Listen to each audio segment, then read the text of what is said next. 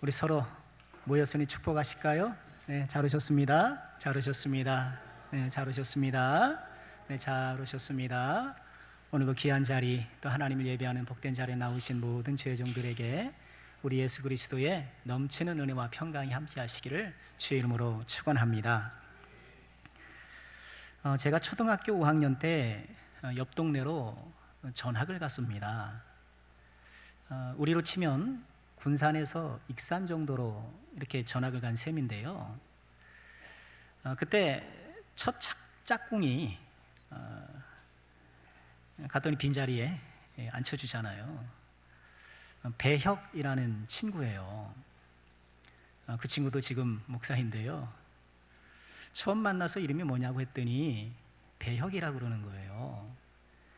그래서 성이 뭐냐고 그랬더니 성이 배시고 이름이 혁이라는 거예요. 저는 그때 외자 이름을 처음 봤습니다. 외자 이름이 있다는 것을 처음 알았어요. 제 가족도 그렇고 주변 다 이름 석자였거든요.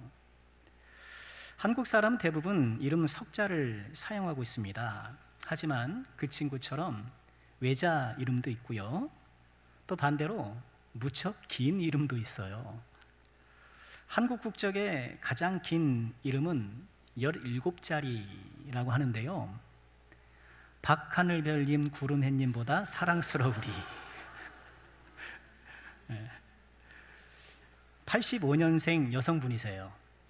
한 10수년 전에 매스컴에도 한번 나왔던 분이세요. 이분이 서울 출신인 것 같은데요. 태어나실 때 아빠가 부산에 계셨다고 해요. 근데 딸이 태어났다는 소식을 듣고 이제 서울로 부지런히 올라오는데 밤하늘을 보니까 별도 예쁘고 하늘도 예쁘고 달도 예쁘고 우리 딸은 이런 것들보다 더 예쁠 거야. 그러면서 이름을 그렇게 지었다는 거예요. 근데 이름을 신고할 때에는 달 대신에 해를 집어넣어서 햇님이라고 했대요. 엄마가. 왜냐하면 보니까 다 밤하늘에 있는 것들이잖아요. 그러니까 낮에도 있어야 된다. 그렇게 해서 달님을 햇님으로 바꿨다는 그런 얘기가 있어요.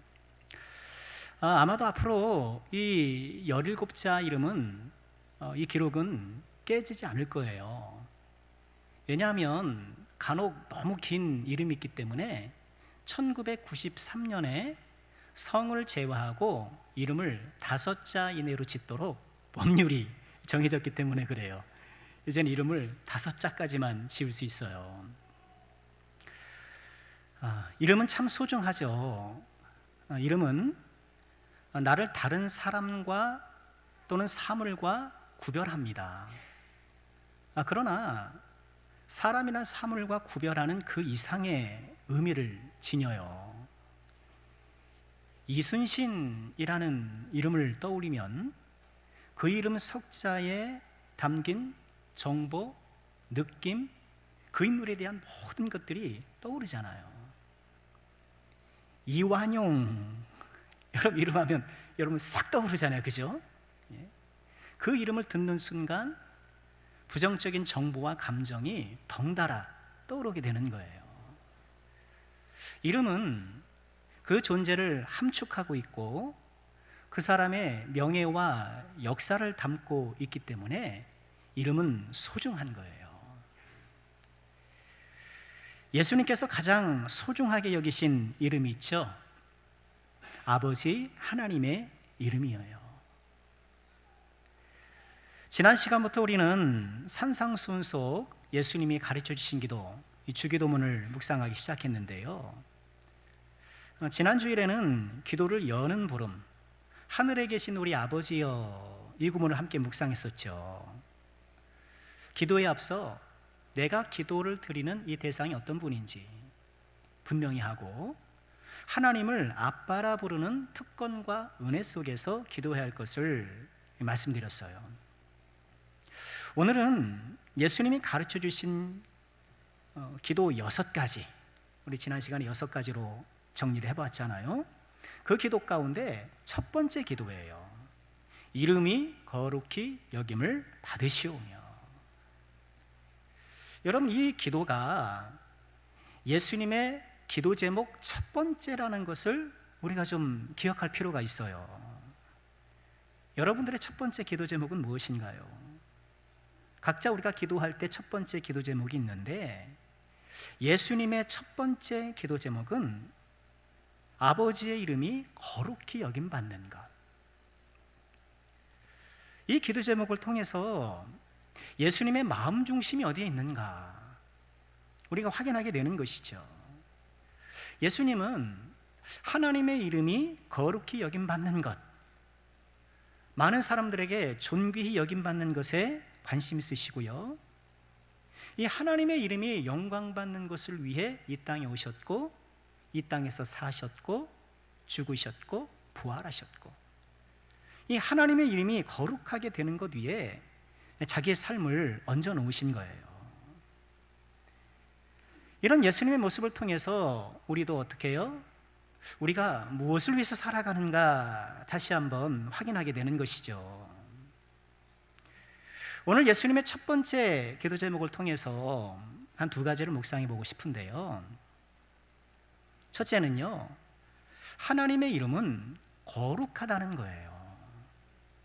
하나님의 이름은 거룩하다. 여러분, 교회 왔을 때 우리가 신앙생활하면서 자주 쓰는 단어가 이 거룩이잖아요. 잘 아시는 것처럼 거룩하다는 것은 구별되다, 그런 의미를 갖고 있죠. 그러고 보면 이름이라는 이 말의 사전적 의미도 비슷하게 되어 있어요. 다른 것과 구별하기 위하여 사물, 단체, 현상 따위에 붙여 부르는 말, 이게 표준국어 대사전에 이렇게 정의되어 있거든요. 그러니까 이름 자체가 나를 구별짓는 그런 호칭이잖아요. 우리 사람의 이름도 나를 다른 사람과 구별하는데, 하물며 하나님의 이름이겠습니까? 하나님의 이름이 구별되고 거룩하다는 것은요, 하나님의 초월성을 보여주는 거예요. 하나님은 초월해 계신 분. 우리가 지난 시간에 보았던 그 아버지를 부르는 구문, 하늘에 계신 우리 아버지. 기도할 때 우리가 하나님을 부를 때 아빠라고 부르지만 그 아빠가 어디 계셔요? 하늘에 계신단 말이에요. 하늘에 계신다는 것은 장소적 의미가 아니라 우리 하나님이 이 세상을 초월해 계신 그런 초월성을 보여주고 있는 거예요. 아빠로서 우리가 친밀하게 부를 수 있는 자유와 특권을 받았지만, 동시에 우리와 견줄 수는 없는 이 우주의 어떤 피조물도 감히 비교할 수 없는 그런 탁월함과 초월성을 지닌 분, 우리 하나님인 거예요. 그래서 아빠라고 부르되 하늘에 계신 아빠라고 부르는 거예요. 우리는 아빠 하나님과 친밀감을 깊이 쌓아야 되는데, 동시에 하나님을 경외하는 마음을 함께 가져가야 돼요. 왜 아빠하고 친하면서도 버릇없는 철부지들이 있잖아요. 우리는 아빠와 친밀하면서도 높여 공경하고 경외할 줄 아는 그런 성숙한 자녀가 되어야 되는 것이죠. 우리 10계명 3계명이 뭔가요? 여호와의 이름을 망령되이 일컫지 말라. 오고 가는 모든 세대의 사람들이 지켜야 될 이 10계명 규범 속에 여호와의 이름을 함부로 망령되이 불러서는 안 된다라고 딱 못 박아 두신 거예요. 세상 사람들이 간혹 기독교를 개독교 그러잖아요. 요즘은 뭐 그런 말이라는 게 유행이 있어서 그런지 모릅니다만 자주 듣지는 않는 것 같은데, 아무리 우리 기독교인이 부족하다 하더라도 그렇게 불러서는 안 돼요. 그럼 기독교의 기독이 뭔가요? 그리스도를 한자로 표기한 거잖아요. 이 그리스도를 욕설을 섞어서 신주어를 만들어서 부르는 것은 심각한 신성모독이에요. 그런 어떤 세상의 비판을 자초한 우리의 잘못과 실수는 차지하고더라도 그런 발언은 적절하지 못한 거예요. 한편 이 유대인들은요, 여호와 이름을 망령되이 일컫지 말라, 이 계명이 얼마나 무겁습니까? 또 이걸 너무 과도하게 적용을 했어요. 히브리어에는 하나님의 이름을 네 글자로 이렇게 되어 있거든요. 네 글자로 되어 있는데 이 네 글자가 하도 거룩하니까 부르질 않는 거예요.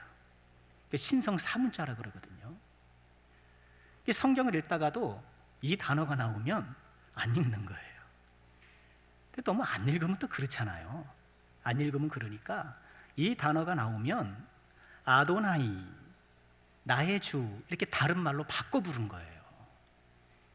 하나님의 이름이 딱 나오면 나의 주, 이렇게 바꿔서 불렀단 말이에요. 근데 재밌는 것은 히브리어는 자음으로만 되어 있거든요. 그러니까 모음이 없어요. 아예, 이오, 모음이 없어요. 자음만 적어놓고 이렇게 읽어도 어지간하면 다 뜻이 통하니까 일부러 모음을 안 적어놨단 말이에요. 근데 시간이 흐르다 보니까 이 하나님을 지칭하는 이 네 문자에 발음을 잊어버린 거예요. 안 하니까. 오랜 세월이 흘러가서 안 하니까. 그러다가 주후 6세기 무렵에 이른바 마소라 학자라는 이 학자들이 우리가 성경을 올바로 읽어야겠다, 여기다가 모음 표기를 해야겠다 하면서 모음 표기를 개발합니다. 그래서 그것을 이제 다 문법에 맞춰서 이렇게 모음 표기를 갖다 붙이는데 이 하나님을 지칭하는 이 이름에는 뭘 붙여야 되는지를 모르겠는 거예요. 그래서 하는 수 없이 아도나이, 아까 나의 주라는 뜻, 아도나이의 모음을 여기다 갖다 붙여요. 아도나이의 모음이 뭔가요? 아오, 아이 그러잖아요. 아오와 그러잖아요. 그죠? 그러니까 그거를 요 문자에다 딱 갖다 붙여요. 그렇게 갖다 붙인 우리식의 발음이 여호와인 거예요. 오아, 여호와, 이렇게 된 거예요. 그래서 이 하나님의 이름을 우리는 여호와라고 부르는데, 그러나 이제 최근에는 이거의 언어학적으로 더 정확한 발음은 야훼일 것이다. 야훼 들어오셨죠? 야훼가 더 정확한 발음일 것이다. 그렇게 주장하는 견해가 많이 지지를 얻어요. 그렇지만 우리 개신교에서는 이미 익숙해진 표현 여호와를 그대로 쓰고 있죠. 그래도 문제가 없습니다, 여러분. 하나님을, 그럼 우리는 모든 걸 그러면 히브리 발음으로 정확한 원어 발음으로 다 해야 되나요? 그럴 필요는 없는 거잖아요. 하나님 이름은 거룩해요. 그러나 이런 유대인들이 취했던 것처럼 감히 부르지 못할 그런 이름은 아니라는 거예요. 우리는 주의 이름을 부르는 특권을 부여받았고 주의 이름을 부르는 자는 구원을 얻으리라는 약속을 부여받은 사람이죠. 요는 그래요. 하나님의 이름은 거룩하다는 거예요. 그리고 우리는 그 이름에 합당한 경외심을 가져야 합니다. 말라기에 이런 말씀이 있어요. 내 이름을 멸시하는 제사장들아, 제사장들에게 내 이름 멸시한다고. 너네 내 이름 멸시하냐? 나 만군의 여호와가 너희에게 이르기를 아들은 그 아버지를, 종은 그 종을 공경하는데 내가 아버지일진데 나를 공경함이 어디 있느냐? 내가 주인일진데 나를 두려워함이 어디 있느냐? 나를 공경하지도 않고 두려워하지도 않고 이렇게 말씀하셔요. 너희는 이르기를 우리가 어떻게 주의 이름을 멸시하였습니까? 이렇게 되묻는다는 거예요. 이 말씀을 보면 하나님의 이름을 어떻게 멸시했어요? 하나님을 공경하지 않고 하나님을 두려워하지 않고 하나님을 경외하지 않음을 통해서 하나님의 이름을 멸시하더라는 거예요. 그러니까 우리 하나님에 대한 경외심이 없으면 그 자체로 우리는 하나님의 이름을 멸시하는 큰 실수를 저지르게 되는 거예요. 그럼 이스라엘 백성들이 뭘 했길래?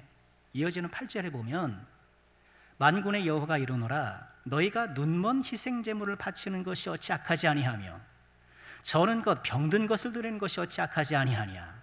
이제 이것을 너희 총독에게 드려봐라. 그가 너를 기뻐하겠으며 너를 받아주겠느냐? 말라기 시대의 이스라엘 백성들이 하나님께 제사를 드리는데 하나님께 드리는 제물은 흠이 없어야 되잖아요.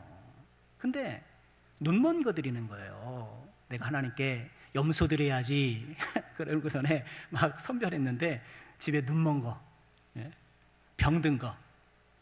왜 그랬겠습니까? 아니 어차피 제단에서 다 태울 건데 뭘 그랬으리라고 봐요. 그거 어디다가 뭐 전시해 놓는 것도 아니잖아요. 어차피 제단불에서 다 태울 건데 뭐 좀 눈 좀 멀면 어때? 뭐 좀 부족하면 어때? 그랬던 거예요. 하나님의 경외심, 하나님을 경외하는 경외심이 없는 예배. 근데 그것을 하나님께서 뭐라고요? 나의 이름을 멸시하는 것, 이렇게 규정한 거예요.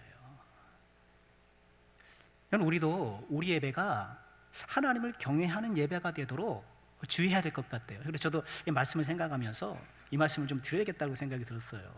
우리가 예배할 때 우리의 마음도 잘 정돈해야 될 것이고, 우리의 복장도 정돈해야 될 것이고, 그럼 가급적 예배당에는 음료를 들고 오시는 것을 삼가는 게 좋겠습니다. 그렇죠. 또 예배 전에 또 일주일 만에 만난 우리 형제자매들이 반갑긴 하겠지만 예배당 안에서 대화하는 것도 삼가는 것이 좋을 것 같아요. 또 예배 후에 얼마든지 교제할 시간이 있으니까요. 예배 중에 우리가 휴대폰을 보거나 하는 것도 여러분 꼭 꺼주시거나 진동을 해주셔서, 오늘 하나님 그러시잖아요. 너희가 총독에게 그렇게 해봐라. 우리로 치면 대통령 앞에서 그렇게 해봐라. 아니 대통령 앞에서 우리가 뭔가 중요한 얘기를 하는데 뭐 핸드폰 보고 막 그럴 수 있나요? 그럴 수 없죠. 헌금을 드릴 때는 가급적 가장 깔끔한 것으로 드리는 것이 좋습니다. 여러분, 이것이 뭐 우리의 어떤 율법적인 어떤 것이 되어서 이렇게 해야만 하나님 받으신다 그런 건 아니지만, 우리가 하나님을 경외하는 적절한 외적 표현은 꼭 필요한 것으로 보여요. 하나님의 이름은 거룩해요. 우리는 하나님의 거룩하신 이름을 높여 그에 합당한 경외감을 보이는 것이 마땅합니다. 하나님의 이름이 거룩하다는 것은요, 두 번째로 우리로 하여금 하나님의 거룩한 이름을 위해 살도록 도전합니다. 하나님은요, 하나님 자신의 이름이, 당신의 이름이 거룩히 여김받는 것에 큰 관심을 갖고 계셔요. 그래서 하나님은 스스로 자기 이름을 위해서 일하셔요. 에스겔 20장 9절에 이런 말씀이 있어요. 그러나 내가 그들이 거주하는 이방인의 눈앞에서 그들에게 나타나 그들을 애굽 땅에서 인도하여 내었나니 이는 내 이름을 위함이라. 애굽 땅에서 이스라엘 백성들을 다 건져냈는데 왜? 내 이름을 위하여. 하나님 이름을 위해서 그랬다는 거예요. 내 이름을 그 이방인의 눈앞에서 더럽히지 아니하려고 그렇게 했다. 에스겔 36장 23절에서도 이렇게 말씀을 하셔요. 여러 나라 가운데서 더럽혀진 이름 곧 너희가 그들 가운데서 더럽힌 나의 큰 이름을 내가 거룩하게 하겠다. 우리 때문에 더럽혀진 그 이름을 하나님께서 스스로 거룩함을 복원하시겠다. 내가 그들의 눈앞에서 너희로 말미암아 나의 거룩함을 나타내리니 내가 여호와인 줄을 여러 나라 사람이 알리라. 주 여호와의 말씀이니라. 한 구절만 더 볼까요? 우리가 좋아하는 시편 23편에 이런 구절 있죠. 내 영혼을 소생시키시고 자기 이름을 위하여 의의 길로 인도하시는도다. 우리를 때로는 푸른 초장으로 쉴만한 물가로 사망의 음침한 골짜기에서 지팡이와 막대기로 이렇게 우리를 인도해 주시는 것, 그건 물론 선한 목자로서 양들의 안녕과 복지를 위한 것이기도 하지만 동시에 또 보다 더 궁극적으로 하나님 자신의 이름을 위해서 그렇게 하신다는 거예요. 하나님은 자기의 명예를 위해 역사하시는 분. 여러분 어떠세요? 하나님이 자기 명예 챙기시는 것 같으니까 왠지 모르게 마음 한구석에서 불편함이 일어나진 않나요? 에이, 하나님 뭐 다 자기 위해서만 하네. 이기적이시네. 뭐 그런 생각이 들지는 않나요? 그렇지 않아요. 우리가 명예를 지키려는 이유를 곰곰이 생각해 보면 알 수 있어요. 우리는 명예를 소중히 여겨야 합니다. 우리의 이름 석자를 아름답게 잘 관리해야 돼요. 왜 나이 50이 되면 명예욕이 생긴다 그러잖아요. 저도 5학년이 됐는데요. 그런 말 있잖아요. 근데 명예욕이 생긴다라는 거는, 제가 여기서 말씀드리는 명예를 소중히 여겨야 한다는 것은 그런 명예욕, 감투욕심을 발휘해도 된다, 뭐 그런 얘기가 아니잖아요. 건강한 명예를 우린 지켜야 돼요. 명예라는 게 이름 명자 기릴 예자 아닙니까? 내 이름을 기릴 만한 그런 이름이 되게 해야 돼요. 여러분, 그렇다고 우리가 뭐 나라를 구하고 뭐 그냥 위인전에 오를 만한 뭐 그런 엄청난 업적을 할 수 있는 것은 아니잖아요. 나에게 주신 분량 안에서 나는 명예로운 사람이 돼야 돼요. 내 이름을 더럽히는 사람이 되면 안 돼요. 왜 그런가요? 나의 명예는 나 자신을 위한 것이기도 하지만 나의 명예가 타인과 연결돼요. 특히 가족과 연결돼요. 아버지의 명예는 그 가족 구성원들의 명예와 연결돼요. 반대로 아버지의 불명예는 가족들에게 또 더 씌워지는 경향이 있어요. 여러분, 연좌제는 당연히 잘못된 거예요. 연좌제는 당연히 잘못된 거지만 한 사람의 명예가 가족과 주변인의 명예에 영향을 끼치는 현상 자체를 부정하기는 어려워요. 친일파 후손은 그 자체로 또 지탄을 받잖아요. 또 범죄자의 가족도 마찬가지잖아요. 아버지의 명예가 자식들에게 영향을 끼치는 거예요. 아버지가 훌륭한 덕을 끼치면 그 자식들도 덩달아 존경받고 호의를 받는 거예요. 아버지의 이름이 높아질 때 자녀들의 위상이 높아지는 것처럼, 여러분, 아버지 하나님의 이름이 높아질 때 자녀된 우리들의 영적 명예도 빛나게 되는 거예요. 아버지 하나님께서 스스로 명예를 위해 행동하시는 이유가 여기 있죠. 스바냐 3장 20절에 이렇게 말씀을 하셔요. 우리 다 같이 한번 읽어볼까요? 시작. 내가 그때에 너희를 이끌고 그때에 너희를 모을지라. 내가 너희 목전에서 너희의 사로잡힘을 돌이킬 때에 너희에게 천하 만민 가운데서 명성과 칭찬을 얻게 하리라. 앞서 우리가 보았던 에스겔 말씀에서는 어떻게 말씀하셨어요? 내가 너희를 이렇게 구원해낸 이유는 내 이름을 위한 거야. 근데 스바냐 말씀에서는 내가 너희 목전에서 너희 사로잡힘을 돌이킨 그 이유는 너희들이 천하 만민 가운데 칭찬과 명성을 얻게 하려는 것이다.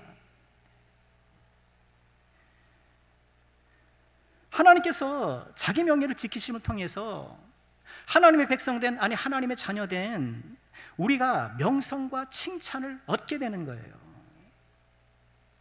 하나님이 그 명예를 어떻게 지키셨나요? 구약 성경에서 출애굽 사건에서 10가지 재앙으로 애굽을 폭격하셔서 자기 백성들을 구원해내시잖아요. 홍해를 갈라서 대적들은 수장시키고 자기 백성들은 구원해 주시잖아요. 바벨론 포로가 되었을 때 하나님의 놀라운 역사의 섭리를 통해서 그들을 다시 돌이키시잖아요. 최고의 하이라이트는 뭔가요? 급기야 십자가에서 자기 아들을, 우리를 대신해서 죽게 하시잖아요.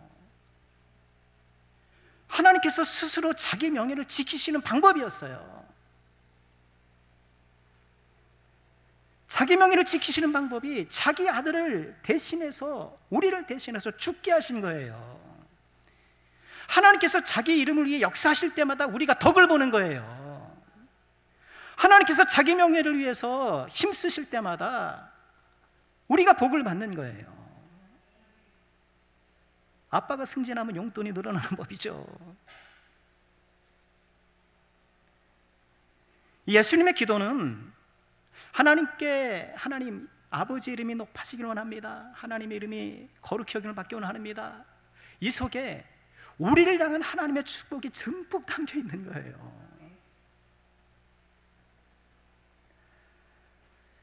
나아가 우리도 이 하나님의 거룩한 이름을 위해서 살아야겠죠. 아버지의 명예가 자식에게 영향을 끼치는 것처럼 자식의 명예 역시도 아버지의 명성에 영향을 끼쳐요. 인지상정이죠. 네 자식이야 그러잖아요. 아유, 저건 네 집 자식이야. 아니 그 아버지가, 그 부모가 뭔 죄예요? 근데 우리는 다 그렇게 얘기해요. 네 집 자식이냐 그러는 거예요. 누가복음 11장에 보면 예수님께서 하나님 말씀을 전하시자 한 여인이 이렇게 외쳐요. 이 말씀을 하실 때에 무리 중에 한 여자가 음성을 높여 이르되 당신을 뵌 태와 당신을 먹인 젖이 복이 있나이다. 아마도 이 여인이 예수님의 설교 말씀에 크게 은혜를 받았던 모양이에요. 아직 뭐 예수님이 하나님의 아들이고 이런 어떤 신학적인 것들이 정립되기 전이잖아요. 그러니 이 여인이 이렇게 하나님 말씀을 복되게 증거하는 저분의 어머니 얼마나 귀한가, 우리로 치면 네 집 자식인가, 그런 거예요. 좋은 의미에서 그런 거예요. 우리를 통해 하나님의 이름이 높임을 받기도 하고 반대로 하나님의 이름이 멸시를 받을 수도 있다는 것을 우리는 기억해야 되겠어요. 에스겔 36장 21절에 이렇게 말씀을 하십니다. 우리 같이 읽을까요? 시작. 그러나 이스라엘 족속이 들어간 그 여러 나라에서 더럽힌 내 거룩한 이름을 내가 아꼈노라. 이스라엘 백성들이 들어간 곳에서 하나님 이름 더럽혔다는 거예요. 근데 그 이름을 하나님께서 아끼셨다. 참 두려운 말씀이죠. 이스라엘 족속이 들어간 그 여러 나라 가는 곳마다 이름을 더럽히더라는 거예요. 가는 곳마다. 여러분 뭐 간혹 그런 분들이 있을 수 있잖아요. 주변에 보면 가는 곳마다 자꾸 이렇게 불나게 일어나고 가는 곳마다 이렇게 사람하고 막 그런 사람들이 종종 있잖아요. 어떻게 가는 곳마다 하나님 이름에 누가 되는 사람이 되고 있는가? 이 말씀을 우리가 참 두렵게 받아들이면서 우리는 가는 곳마다 하나님의 명예에 누가 되는 것이 아니라 하나님의 명예에 작지만 부족하지만 덕이 되고 득이 되고,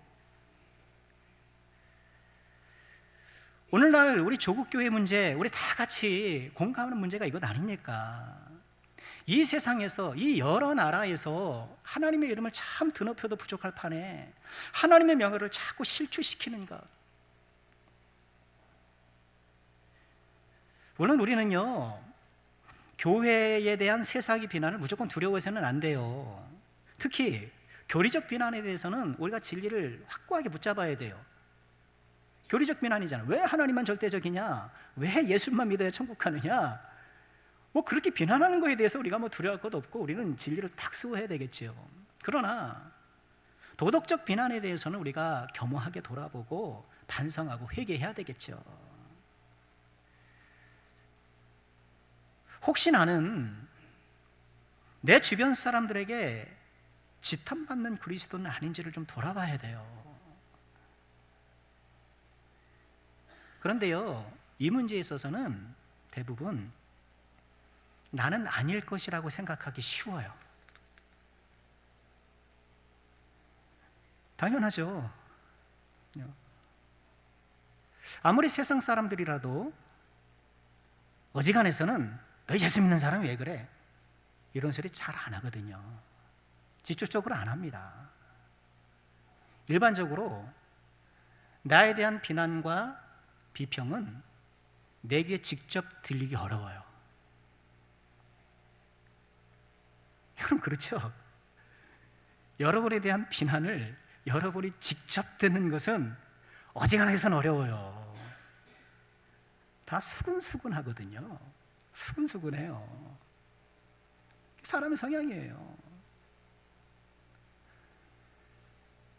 그러니 나를 잘 모를 수가 있단 말이에요. 그래서 성령의 조명이 필요한 거예요. 말씀드리죠. 성령의 조명. 우리 연극할 때 깜깜한 연극 무대를 동그랗게 딱 한 사람 한 사람 딱 비추고 머리가 비춰주잖아요. 딱 비춰주는 게 필요하단 말이에요. 말씀의 거울 앞에 나 스스로의 모습과 행동을 돌아봐야 돼요.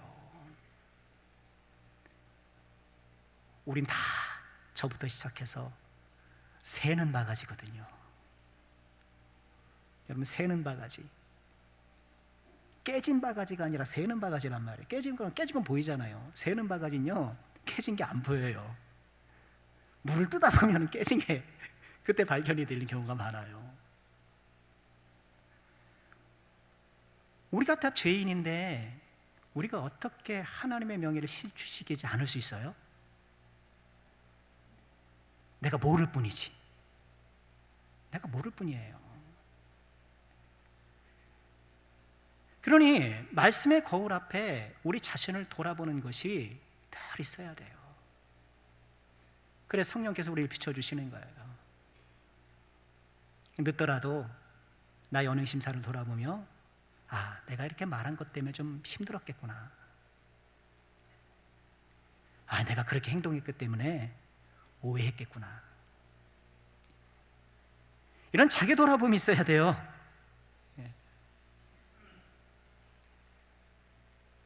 우리 중에 하나님의 이름에 누를 끼치지 않는 사람은 아무도 없어요. 저부터 시작해서 자신을 돌아보는 사람과 그렇지 않은 사람이 있을 뿐이에요. 우리는 자기를 돌아보면서 하나님의 이름을 높여드리는 그런 주님의 신실한 백성들이 꼭 돼야 되겠습니다. 그렇다면 우리는 어떻게 할 수 있을까요? 우리는 어떻게 하나님의 이름을 높이는 삶을 살 수 있을까? 요즘 우리가 새벽에 묵상하는 갈라디아서 말씀을 통해 묵상해보고 말씀을 마치려고 해요. 갈라디아 2장 20절에 이렇게 말씀을 하셔요. 같이 읽을까요? 시작. 내가 그리스도와 함께 십자가에 못 박혔나니 그런즉 이제는 내가 사는 것이 아니요 오직 내 안에 그리스도께서 사시는 것이라. 이제 내가 육체 가운데 사는 것은 나를 사랑하사 나를 위하여 자기 자신을 버리신 하나님의 아들을 믿는 믿음 안에서 사는 것이라. 우리가 어떻게 이 세상에서 하나님의 이름을 높이는 사람이 되어야 될까? 우선은 갈라디아 2장 20절 말씀에 따르면 내가 좀 죽어야지요. 내가 좀 죽어야지요. 나의 옛사람이 그리스도와 함께 십자가에 못 박혀 나의 자아에 대한, 나의 옛사람에 대한 사망 선고가 일어나야죠. 그 이유는 어때요? 내 안에 그리스도께서 사셔야죠. 내 안에 좀 예수님이 살아야 되는데 여전히 욕심이 살아있고 여전히 불망 불평이 살아있고 여전히 음란이 살아있고 비교의식이 살아있고 피해의식이 살아있고 예수 빼고 다 살아있어요. 여전히 그런 인간적인 것들이, 우리 세속적인 본성들이 꿈틀꿈틀거리면서 막 살아있으니 우리가 어떻게 예수님의 뜻대로 살 수 있겠느냐는 거예요. 마땅히 십자가에 못 박혀서 이미 벌써 죽어서 썩어져야 될 것들이 여전히 되살아나서 내 마음에 활기치고 있는데, 오늘 바울 사도는 이처럼 내 안에 그리스도께서 사신다. 여러분, 이것은 뭐 자신만만하게 하는 어떤 그런 교만한 발언이 아니지 않겠습니까? 본인의 가득한 소망을 담은 그런 말씀 아니겠어요? 이렇게 내 안에 그리스도께서 사시고, 그러다 보니 내가 육체 가운데 살아가는 것에 의미가 새롭게 보여되는 거예요. 내가 육체 가운데 사는 것은 나를 사랑하사 나를 위해 자기 자신을 버리신 하나님의 아들을 믿는 믿음 안에서 살아가는 것, 여기에 내 인생의 가치와 의미가 새롭게 되살아나고 있다는 거예요. 우리 인생의 가장 큰 축복이 뭔가요, 여러분? 소원 성취하고 무병장수하다가 편안히 천국 가는 것. 여러분, 뭐 그것도 하나님의 은혜 하나의 축복 가운데 하나일 수 있겠죠. 그러나 하나님의 가장 큰 축복은 뭘까요? 모든 순간에 있어서 하나님의 아들을 믿는 믿음 안에서 살아가는 것 아닐까요? 소유의 많고 적음을 떠나, 배움의 많고 적음을 떠나, 인생의 화려함과 소박함을 떠나, 사업의 성공과 실패를 떠나서 모든 순간을 믿음으로 살아내려고 하는 그 자체가 큰 축복이 아닐까요? 그게 축복이죠. 내 안에 지금도 살아계신 하나님의 아들을 믿는 믿음으로 나의 삶의 모든 순간들을 관통해 나가려는 것, 여러분, 그것이 큰 축복인 것이죠. 저 사람은 늘 아파서 골골하는데 그 속에 뭔가가 있어. 그 속에 기쁨이 있어. 저 사람 하는 거 보면 모르게 썩 뭐 잘 풀리는 것 같지도 않은데 가만 보니 그 속에 평안이 있어. 인물도 그렇고 형편도 그렇고 별로 내세울 것 없어 보이는데 그 속에 가득 찬 무언가가 있어. 예수 믿는 능력과 신비가 아닐까요? 이것이 하나님의 이름을 높이는 방법 아니겠습니까? 소위 말하는 그런 성공, 세속적 성공으로 하나님의 이름을 어떻게 높이겠어요? 여러분, 그러면 저와 여러분들 다 절망해야 돼요. 우리가 성공한들 얼마나 성공하겠습니까? 돈을 많이 번들 이재용보다 많겠습니까? 내가 무슨 권력을 얻던들 대통령보다 더 큰 권력을 얻겠습니까?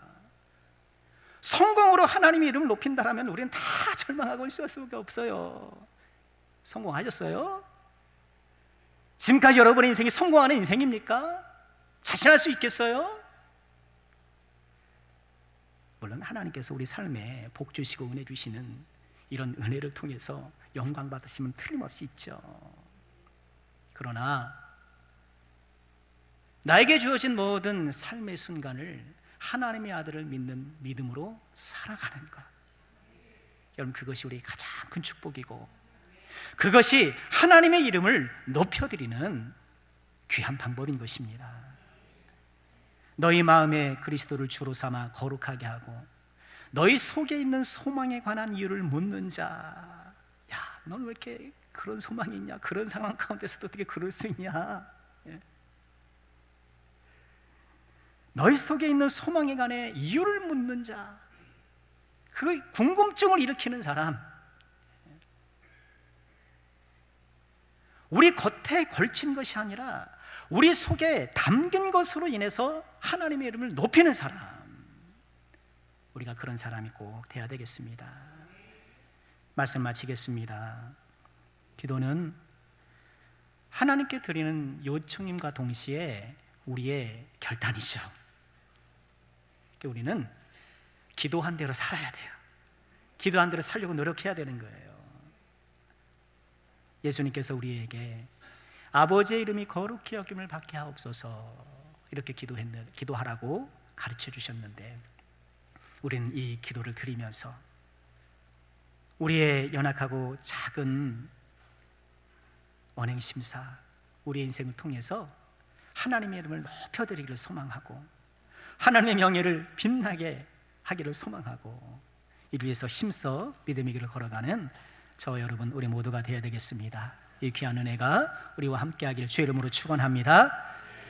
자, 우리 함께